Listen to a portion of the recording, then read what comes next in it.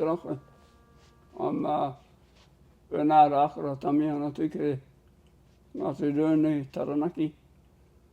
I've come to talk about myself. As you can see, I have a moko kanuhi, which was tattooed by my nephew, Hayes Copper. His mother, my sister, she got the moko kauai as well. It's an honour to wear it. It's brought a lot of, I've made a lot of friends, and a lot of people have made inquiries about my moko, and I've told them, you know, it's bestowed upon me, and I'm very, what's the word? I'm very happy to have it. And one thing I don't like is people calling me Mātua, because it's not my name, even though it's very respectful what they say, but I'll just have to handle it general in that department. But yeah, I'm from, like I said, I'm from Taranaki. We grew up in Hawara. Schooling was in Hawara, right up to high school. And then after schooling came employment, which was Pātea Prison Works. I was very adaptable to work-wise. I went from prison works to become a woodman. Moved to Taupo for mahi. After learning about wood processing, I got another job after that. I moved around quite a bit. I became a showman's labourer, which was very interesting because it took me around the countryside. I met a lot of people. We did a lot of things. We did a sideshow. We worked on A&P shows. I did that for 6 years. I went to Auckland, worked in Auckland, worked on Sky Tower, did some buildings in the actual town, in the actual city. The Farmers Building was turned into a hotel. We scaffolded that. I did some work down at the waterfront. We built the waterfront for the America's Cup. Because we didn't win the cup, we built the village anyway. After that, I moved down to South Island. I fell in love with scaffolding. It was very physical and I loved it. So I spent 17 to 18 years in Christchurch scaffold labouring, my whole world is just scaffolding. I also have a hobby. My hobby is playing pool. Even though it's a hobby, I became very good at it. I got so good at it that the local Christchurch Pool Association wanted me to play for them. I turned them down because A, I'm not from Christchurch, and B, our pool was only a hobby. It wasn't a full-time job. So they begged me to join their so-called club, and I said no, sorry. I lead a busy lifestyle, and you guys, if you can pay me what I earn on the scaffold, I'll play a silly little game. But because I loved scaffolding that much, I didn't go back to playing pool, only socially. Now to get back to the real subject, the reason why I'm doing this is I have emphysema. I've been diagnosed for 4 years now. I know that it's not curable. I know that for a fact, and I've been studying on it. I'm also, I could say I'm a guinea pig for doctors and nurses at the Waikato Hospital. They want me to take notes and give them a daily report on how I am. Once a month I go to the hospital and they do a check over on how I am, how I'm feeling, what it's like to have emphysema. Now, what it's like to have emphysema is hard to explain to anybody unless you got it. I have very, like I know it's gonna end my life. But hey, while I'm alive now, I'm gonna let people know what it's like. It's a breathing. It's when you're trying to breathe. You know, sorry for those who haven't got it. You know, breathing is a luxury. For me, breathing is costly. I, I'm breathless now. Ooh.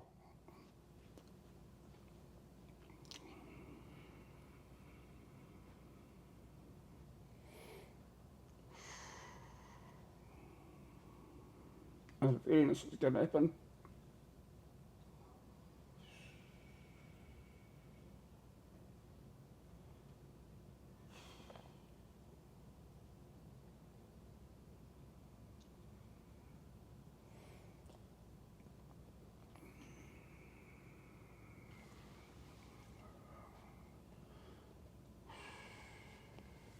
What is emphysema like?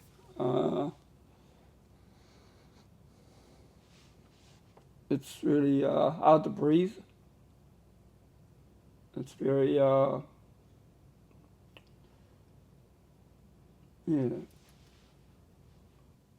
word I can find for emphysema is hard to breathe. Yeah, that's the only word I can think of. I take it you were a smoker? Yeah, back in the day, man. Yeah, I smoked like there was no tomorrow. How many a day would you have smoked? I'd go through a packet of 20s easy. You know, I'd buy 2 packets at a time because I knew 1 packet wasn't enough.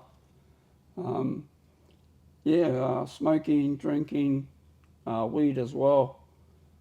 Yeah, that was my lunch, dinner, and tea, or rolled into the one meal kind of thing. I drank for 20 years because I counted the years that I drank, and it worked out to 20 years.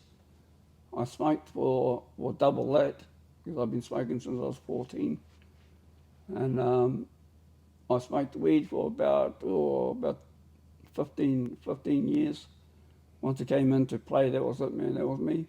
When I got diagnosed with emphysema, I couldn't work no more, which was the hardest thing to do. Was not to go to work every day, and I started. The early symptoms of emphysema was I was nodding off, I was dozy, I was tired. I was so tired I'd just curl up into a corner and just nod off to sleep, and the boys would be looking for me. Oh, where's Benny gone? I was over there sleeping. That was the first early stages of emphysema. Was falling asleep and not realising that a couple of years down the track it's going to get harder and harder, and it has been. It does get hard. I put on. I bathed her with a big smile and said, "Yeah, but I'm all right." A deep.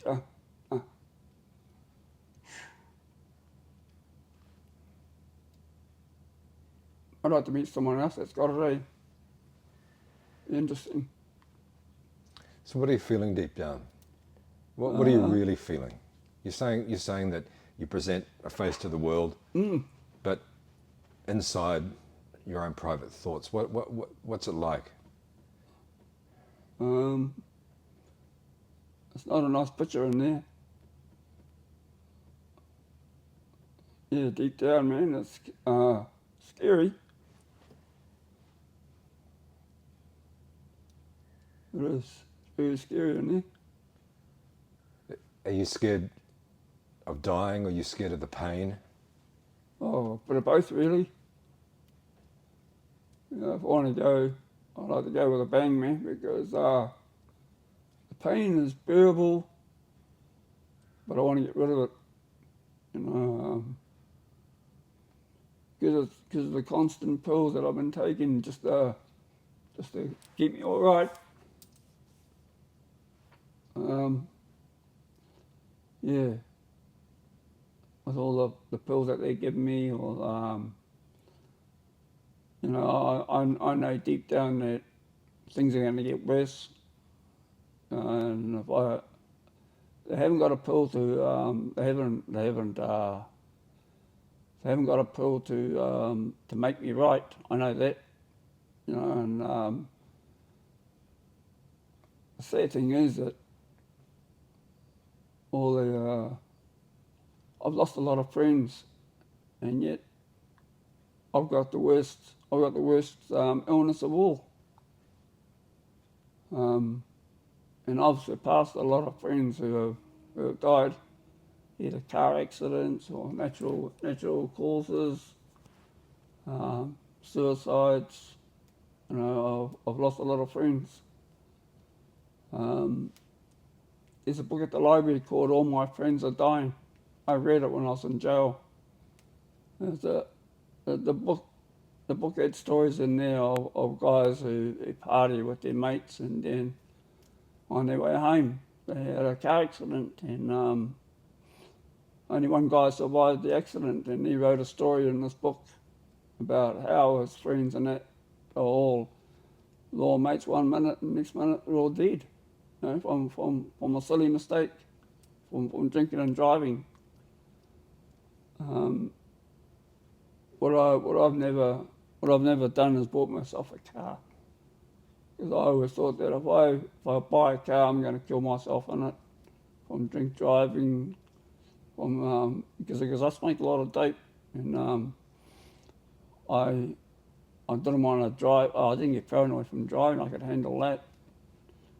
But then you see on TV the car chases, cops chasing people around, and I didn't want it to be one of the statistics to be like that. So whenever I did any drug deals, I'd go either on a push bike or use public transport. You know, I had two ways of getting to what I wanted. But yeah, I don't smoke no more. I don't do weed no more. I don't drink. I've been sober 25 years. I haven't had any weed for 4 or 5 years now. I was starting to lose count of how long my sobriety is, but you know, I've got stories about doing things when I was young as and that. Like I did some naughty things. Yeah, why not? You know, it was the life cycle. I didn't murder anybody, anything like any extreme things like that. But I did beat up a guy with a handle, with a glass handle. Yeah. He did something to me. Oh yeah. He beat me up first. So you know, I went home. I thought about it. No, I'm going to get you back to it. So when I saw him in the pub, I remember me. It was a vendetta. It was a payback time. Yeah, so I put this guy on. I smashed him really good, man, with this glass handle. I used the bottom of the handle. Yeah, I gave him a hell of a hiding, and I thought, you know, it's paybacks. I put my nephew in hospital for stealing some items of mine, and I had a lot of anger in me, man, and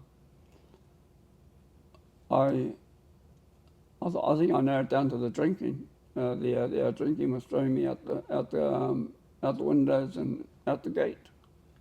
So my first and last stint in jail, I got out. I said, oh no, man, I'm not going back there. And I got out, went to rehab. I got sentenced to rehab. Went to rehab, and I haven't had a drink since. It's been 25 years. Birthdays come and go, but I don't, you know, I have a drink, bro. You know, it's a birthday, so what? If I have a drink, I won't stop. So I best I don't drink. So I took that bath, and whenever someone goes, oh, it's your birthday today, oh, it's nice to know, you know, happy birthday to me. Do I have a drink, bro? Nah, sorry. Come on, bro. You used to? Yeah, used to. Not anymore. Has it, when your drinking stopped, did your anger disappear? Yeah, overnight. You know, I came out of jail, man, a new guy, because I was going to rehab for this alcohol, and then once I got saw the path to becoming a non-drinker, you know, deep down in my heart, I was happy that I didn't waste the judge's time when he told me, oh, I'm going to sentence you to 6 months of rehab. First of all, I'm sentencing you 2 years jail. While I was in jail, they were trying to put me in the rehab in the jail, and I said, oh no, I'm going to do it when I get out.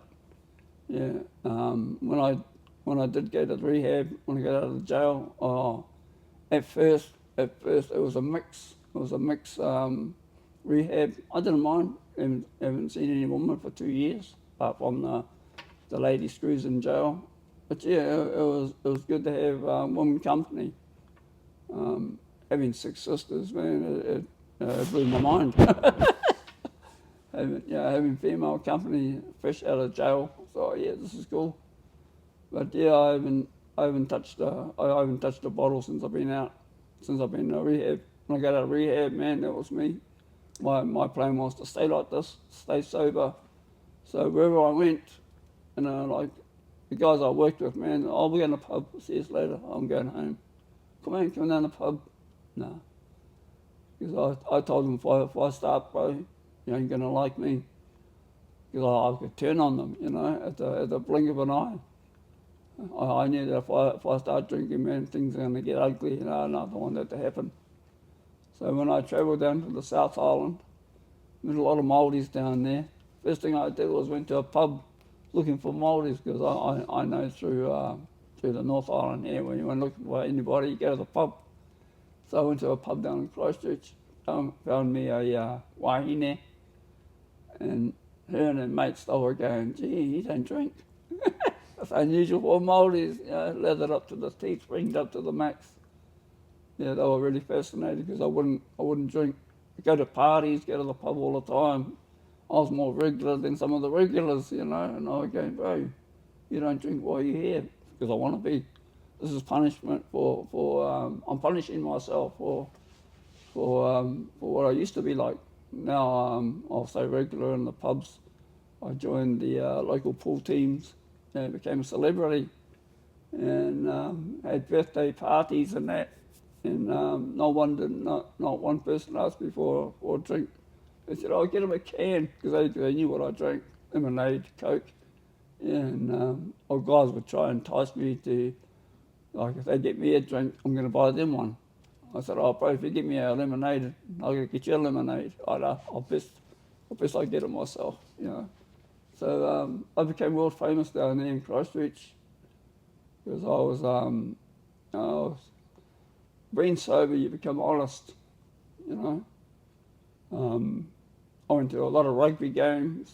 Went to a lot of places. I saw the South Island for free. The guy I worked for, scaffolding, certified scaffolders, they had trips all the way around the South Island, and I was picked to go because they were getting 6 days out of me, 6 working days. Some of the guys that went there, they'd get 4 working days out of them because they want to get on a piss, they get the hangovers, you know. Me, I'd ask for work on Saturday, you know, because I don't drink. I knew I would go to work the next day. And the company that I worked for, man, they loved me. They said, "Oh, you're the man." Wish we had 6 of you. So you liked working? Yeah, I loved it. Have you had any children? Yeah, I have 6 kids. Yeah. To 4 women. Yeah. Yeah. I really didn't get to see them during my drinking time. But I was when I gave up drinking, I started texting them, started trying to rekindle that fire. My son Jamie lives on Waiheke Island. He's a plumber by trade. He has 2 little boys, and another son of mine, Kingston. He lives in Australia. He's a chef. I got a daughter and a son in Australia. I got a daughter here in New Zealand. I got 6 all up. But I've only been trying to contact. I couldn't get in contact with all of them all at once, but I have been getting in contact with 1 or 2 of them. Um, you know, like I send them a text on Facebook or something like that, and send them photos of how I look, how things are. Um, and the biggest news is telling them that I don't drink no more. You know, in my world, man, it really opened up some doors that I didn't think they would open. My son, he came to see me. I had a stint in hospital in Taranaki Base Hospital. I ended up in ICU unit. I caught pneumonia, and having pneumonia and emphysema together was a double whammy. Yeah, so I ended up in ICU. I reckon that I could have died there, but I pulled through. And my son Jamie and his mama, they came down from Auckland to see me in the ICU unit. Tahiti and my other sisters, they were all there while I was on the recovery. Yeah, but I've had a couple of stints in hospital. They've been, I'd say, mild, but you know, they have hospitalised me in there, and it's due to the emphysema. Like you said, when it's what's it like having emphysema. I was going to hospital on a regular because I couldn't breathe. You know, like I got I'm not wearing it today. My ambo alert. Yeah, well, a couple of times when I went to the hospitals, I couldn't talk. I'm having a hard time breathing. And the lady on the phone's going, "Oh, what's your age? What's your name?" You know, and I was getting ugly. I was getting ugly on the phone, saying, "I'm having a hard time breathing." Okay, you must have my details there with you. But I think it was like you wanted me to like tell her my age, tell her my name, and my phone number, and I couldn't spit that all out in one sentence. That's how the breathing was getting. And I was getting really frustrated, and I started banging on the table, one bang for yes, and two bangs for no. Yeah, I got really, it's a frustrating illness, it's emphysema, because especially when you're on the phone and you get breathless, and there's a big pause in the conversation, and well, I just end up hanging up. I just hang up straight away because I can't talk no more. My breathing's got out the gate a little bit, and I've got to resort to my asthma pumps. But it's just, yeah, like you said, when you ask what's it like, it's very frustrating. Especially those that don't know about emphysema, and they want to know what it's like. It's like being strangled. I've been strangled by somebody. I call it the invisible man. And that invisible man won't let go. Yeah, so that's what it's like, emphysema. But my whānau know about how I am. Yeah, they give me the, I call it the royal treatment. Feel like, sometimes I feel like royalty, but, deep down they give me, what do they call it? We call it aroha. Yeah. So I have a really, I have a good contact with my whānau. Some whānau don't get it, So I'm really blessed to have that contact with my whānau. So you're close to the end. Yeah. But you found some peace. You're frightened. Yes. You're frightened. Yeah, You're afraid at one stage, like I want to go out with a bang. I want to go out quick because emphysema, man, it's the waiting game. Yeah. What do you mean by bang? Well, I want to go out quick. The suffering that I'm doing now, it's not really nice, the waiting game. Yeah, yeah, it's very frustrating knowing that I could go any day. I could go tomorrow, next day, whatever. But what I've done is I've put in place, I have finances to cater for my tangi.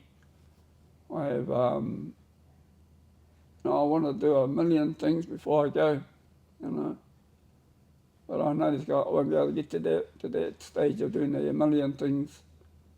But I've done about 1,000 things though. I've been independent on my scooter off the town. You know, like,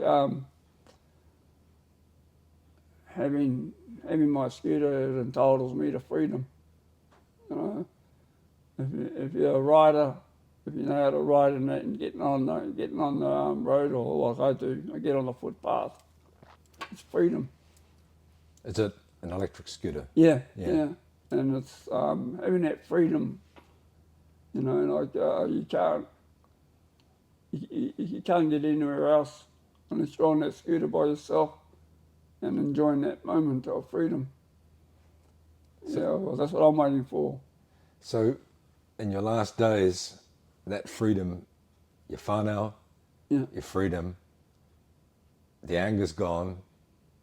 You've made some peace with your children. Yes, It sounds like you're doing really well. I am for stage 4.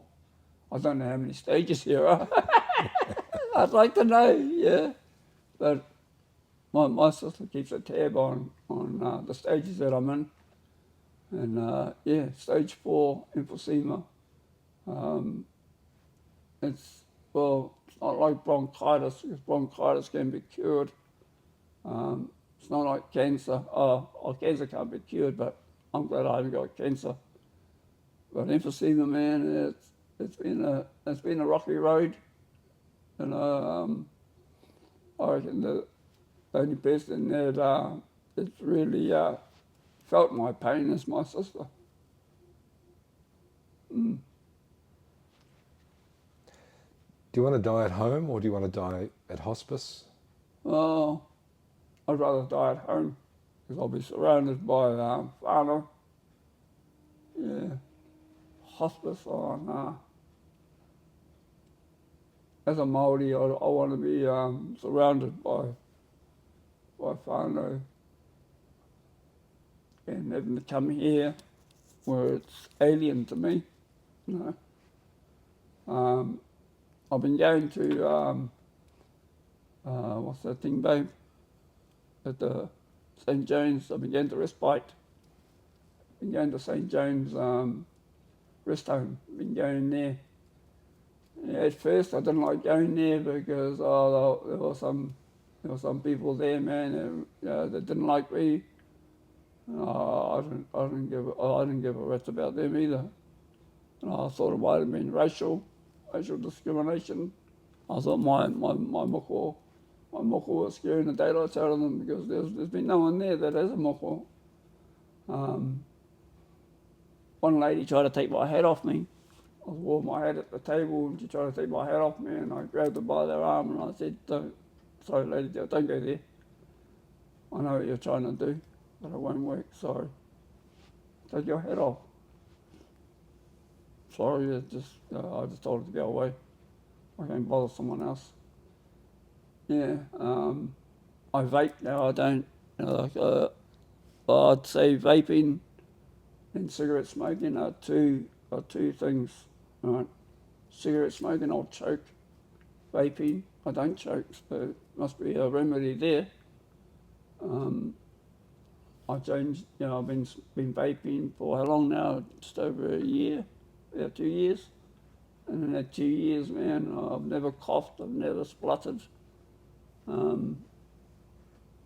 So when like I've given up smoking, man, was my hardest because I started to like that choking thing the other day, and then nah, man, that's not me. So my niece introduced me to vaping, and I've been vaping ever since. Yeah, it brings me peace within myself. When I'm breathless, I don't vape. I can't. But yeah, I think the funny side of things, some things I can do, some things I can't do. When I'm ill, I can't go on my scooter and do whatever I like. My sister over there took the key off on my scooter and ran away with it.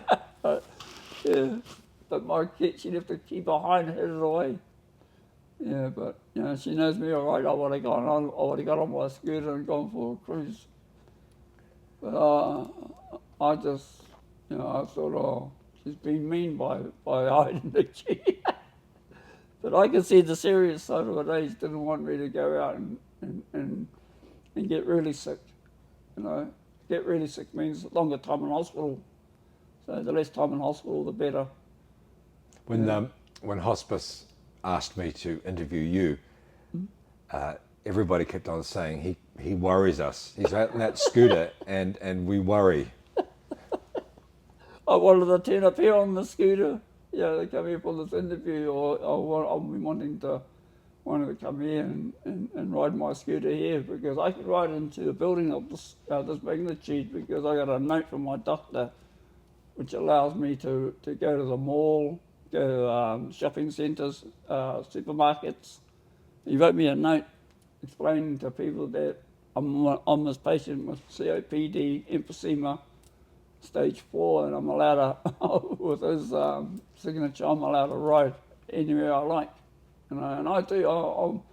I go into the mall and that, but I don't go overboard. You know what I mean? I don't do wheel stands or do donuts and stuff like that. I didn't buy it for that. I bought it as my companion. It's been my companion since I got it. And when I go shopping and that, I treat it like, even though it's only got 2 wheels, I treat it like a 4-wheel scooter. Bernie, we're running out of time. Yeah. What would you like to say to finish about yourself, about your life? Well, for those that have got emphysema, you'll know what it's like, and you'll know that it's hard to explain to other people what it's really like. That's all I've got to say. I'll get you along.